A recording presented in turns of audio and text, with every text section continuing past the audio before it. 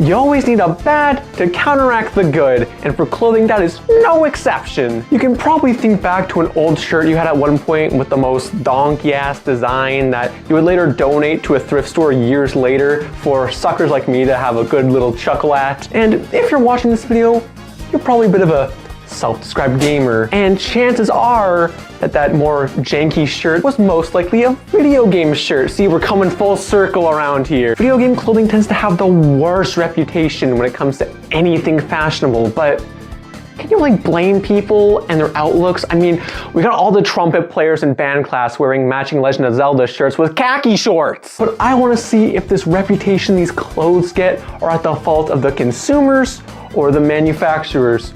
Oh boy, who's getting the buck passed on to them? I think we can all agree the average person who plays video games doesn't really care about fashion. Of course, there are exceptions, but at the end of the day, most video game connoisseurs aren't dropping half $1,000 on some easy 500s.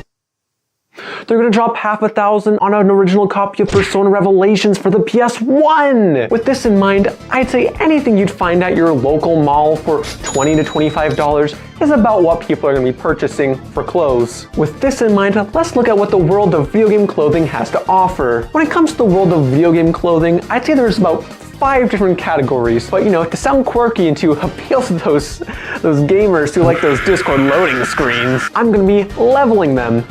So, you know, level 1 to 5. And just for this special occasion, I have this little presentation stick. It's cost me like 15 bucks on Best Buy. So we have our level 1s. Level 1 is the Redbubble and eBay shirts. Just the bottom of the barrel in quality, you know, you got your bootleg shirts where the character just doesn't look right. Low quality, 100 pixel images just slapped onto a Gildan shirt, you know, keep calm, game on type beat, you know. These are the kinds of clothes that your parents would buy you for Christmas with the best of intentions, but just misses the mark so poorly, it kills an innocent deer in the process. I've had my fair share of these over the years. Love you, Mom. And while they're awful, there's just like a so bad it's good kind of charm to them. The so bad it's good kind of clothing. Unless it gets ruined after one wash, then it's just like, where did the image go? Level 2 is like the Legend of Zelda and Pac-Man shirts that you can find just about any middle to high school boy wearing. These shirts can be found at your local Walmart, Target, and most notably, Old Navy. It tends to take official artwork and slap on some little graphics to it, you know. They'll be a little cheeky and even add some text. I worked in retail at one point, so I saw a lot of these. You'd have like the starter Pokemon from first gen with Pikachu added in. They'd all be like in a forest with Pokemon trainer slapped onto it in the most basic sans serif font. What I'm trying to say here is these clothes are very hit or miss. Some of them can be pretty presentable and others can just be,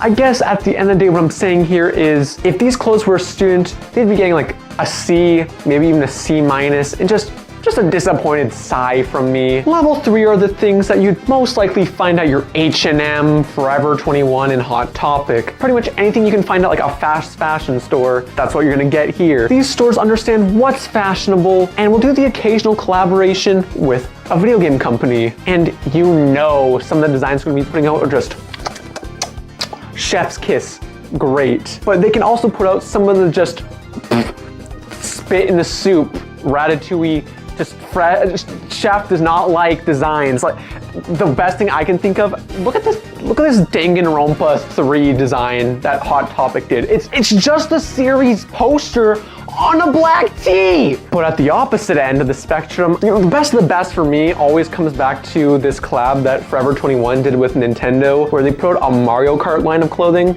and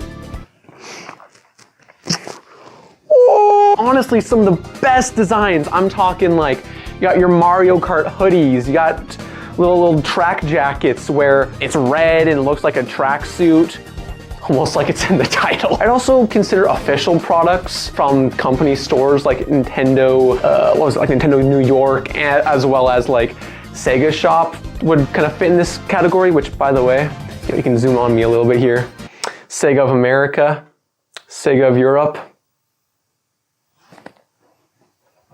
My DMs are open. These are official products, so designs tend to be specifically made for shirts. Or I guess in Sega's case, shirts, pizza cutters, and toasters.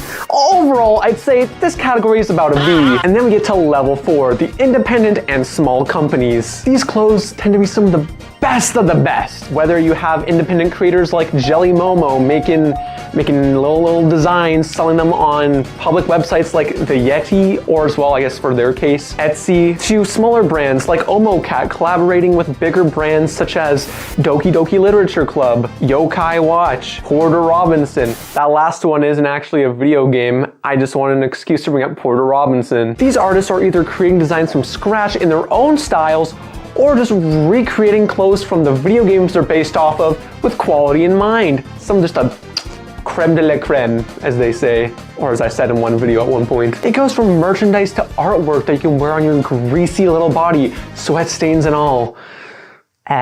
So whenever you purchase an item from one of these independent brands or creators, you can sleep well at night knowing that that Sonic X Shadow shirt that you just bought is helping a company or creator come one step closer to their dreams. Sleep well, my little game-consuming creatures. Finally, we get to level 5, aka money, money, money. This is where things get kind of stupid. We're talking about the Gucci Sega collab, where you got your whole shoe decked out in infinity stones. We got Lightning from Final Fantasy III with Louis Vuitton just modeling their handbags.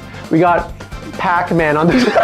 These are for the 1% in the world, the collectors, or worse, hype beasts. People that are willing to spend hundreds, even thousands on a single item. At this point, I was gonna make a joke about how these people are crazy for spending that much amount of money on just a single piece, but then I just remembered how much the Nintendo community spends on good packaging for a cardboard N64 box. Now then, from this leveling system, what can we take away from this? What can be learned?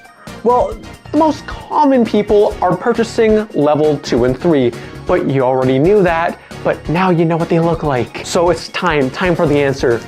Who's at fault here, the consumers or the manufacturers? Well, actually, there's no clear-cut answer for this situation because it can be either parties at. Don't you just hate that? Side note, don't you hate it like when you're watching a video and they build it up like, here there's one definitive answer, then at the end they just do a cop-out like, oh, I can't choose, both are valid, like, oh, just to avoid sounding like that and not to come off as a hypocrite. I'm just gonna put the fault on the consumers here, but I wouldn't really say it's the fault or it's bad. Let me explain, okay? It's because if they see a character they like and like it's on a shirt at the store and they're already looking for clothes, they're more than likely gonna buy it. Like, no one is saying, well, this Kirby shirt is really nice, but have you seen the designs they have at Walmart? Those are just straight heat. If that's the only Kirby shirt available at the store and they're a fan of Kirby, then yeah, they're gonna buy it. I mean, most of the designs are at least passable in my books, so I don't really see the fault, I guess. Wow, kind of calling out myself in my own video. Never remind me to join debate club. That means it's up to you, viewer, to choose and figure out what's fashionable. Fashion is subjective. I mean, I might see level 3 and 4 as, the most ideal to purchase, but you could see level 2 or level 1, maybe in an ironic sense, as like the way to go. As long as you have the confidence to wear something and it makes you happy, then wear it. But just know, if I catch you wearing a Legend of Zelda shirt with khaki shorts, you are next on my bullying list. Leave a like, subscribe, I'll see you next video. It's the weekend. So that means we can sleep at 11 p.m. tonight. Good night, everybody. Okay, that's good.